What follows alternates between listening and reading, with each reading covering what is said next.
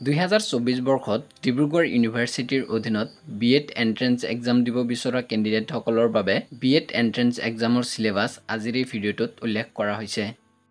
কোনটো সাবজেক্টৰ পৰা কিমান মাৰ্ক আহিব এই ভিডিঅ'টোত উল্লেখ কৰা হৈছে, গতিকে ভিডিঅ'টো শেষলৈ চাই থাকিব।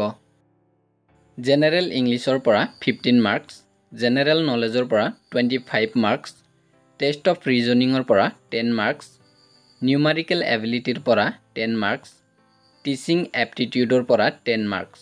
টোটেল 70 মাৰ্কৰ পৰীক্ষা হ'ব আৰু প্ৰশ্নবিলাক মাল্টিপল চইচ কুৱেশ্যনছ হ'ব।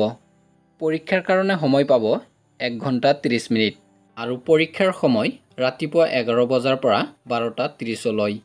পৰীক্ষা অনুষ্ঠিত হ'ব জুলাই মাহৰ 13 তাৰিখত আৰু ফলাফল ঘোষণা কৰিব জুলাই মাহৰ 25 তাৰিখত। বন্ধুসকল, যদি ভিডিঅ'টো ভাল লাগিছে লাইক কৰিব, শ্বেয়াৰ কৰিব আৰু এনে ধৰণৰ নতুন ভিডিঅ' পাবলৈ হ'লে এই চেনেলটো ছাবস্ক্ৰাইব কৰিব।